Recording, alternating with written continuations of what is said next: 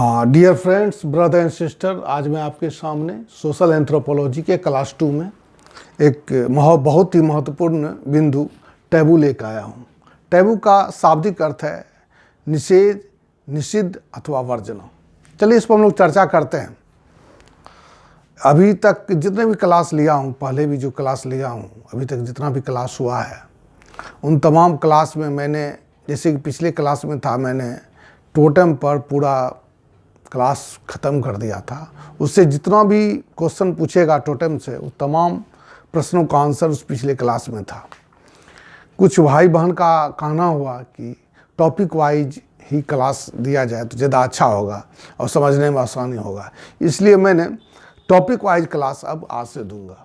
चलिए, social anthropology का एक टॉपिक है निषिद्ध, टैबू। टैबू पर चर्चा करते हैं। टैबू क्या चीज़ है? टैबू पोलिनेशियन भाषा का एक शब्द है जिसका सीधा एवं शाब्दिक अर्थ है निषिद्ध अथवा वर्जना। निषेध के बारे में कहा जाता है कि यह मानवता की सबसे पुरानी और लिखित विधि संहिता है। निषेध मानवता की सबसे पुरानी और लिखित विधि संहिता है। अब परिभाषा की ओर चलते हैं, किस रूप में इसे परिभाषित किया जाए। तो जनजातीय समाज में निषेध प्रथा एवं परंपरा पर आधारित एक अलिखित कानून अथवा निषेधाज्ञा है जो समाज के सदस्यों को कुछ कार्य अथवा व्यवहार नहीं करने का निर्देश देते हैं, तथा यह अलिखित कानून वंश परंपरा के माध्यम से एक पीढ़ी से दूसरे पीढ़ी में हस्तांतरित होती है। जनजातीय समाज में निषेध का पालन क्यों करते हैं, ये चीज़ को समझना जरूरी है दोस्तों। तो जनजातीय समाज में निषेध का पालन उनमें अंतर्निहित सामाजिक मान्यता तथा मानसिक दबाव के कारण होता है, क्योंकि उनका विश्वास है कि जाने अनजाने भी अगर निषेध का उल्लंघन होता है तो उससे दैवीय अथवा अलौकिक शक्ति का कोपभाजन बनना पड़ेगा। जनजातीय समाज में यह भी विश्वास पाया जाता है दोस्तों कि उसे यह जो भी निषेध है, यह दैवीय अलौकिक शक्ति द्वारा बनाया गया है, उनके पूर्वजों के द्वारा बनाया गया है। अगर जाने अनजाने भी इसका उल्लंघन होता है, उनके पूर्वजों की आत्मा नाराज हो जाएगी, दैवीय शक्ति नाराज हो जाएगी और उन्हें विभिन्न प्रकार के विपदा का सामना अथवा दंड का सामना करना पड़ेगा। सीधा सा टैबू का ही परिभाषा है दोस्तों। टैबू ऐसा बात नहीं कि जनजातीय समाज में ही पाया जाता है, हमारे आधुनिक प्रगतिशील समाज में भी अनेक प्रकार के निषेध पाए जाते हैं। जैसे आप लोग देखते होंगे, एक भारतीय नारी मासिक धर्म के दौरान सिर नहीं धोती है। क्लियर है? ये लोग सब आदमी घर में देखते हैं।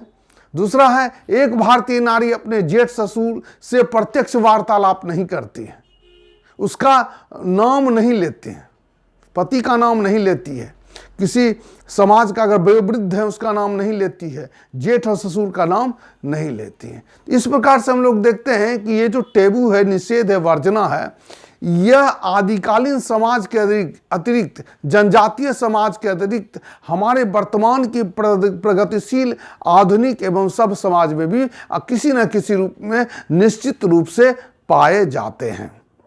तो निषेध की परिभाषा समाप्त हो गई दोस्तों। अब है निषेध का प्रकार क्या है। निषेध का प्रकार क्या है, कितने प्रकार के निषेध होते हैं? तमाम प्रकार के जनजातीय पर्यवेक्षण, तमाम प्रकार के जनजातीय अवलोकन के आधार पर यह माना गया है कि निषेध 5 प्रकार के होते हैं। विवाह संबंधी निषेध पहला, इसको निकटाभिगमन निषेध के नाम से भी जाना जाता है। दूसरा नंबर, नातेदारी संबंधी निषेध, इसे परिहार के नाम से भी जाना जाता है। परिहार मतलब अवॉइडेंस। तीसरा है टोटम संबंधी निषेध।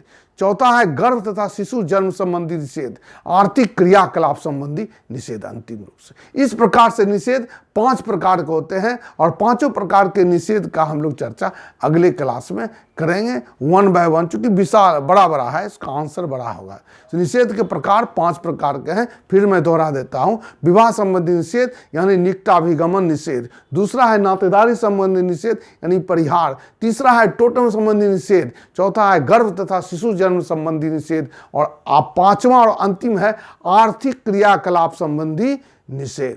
तो दोस्तों इस क्लास में मैं आशा करता हूं कि आप टैबू को अच्छी तरह से समझ लिए होंगे।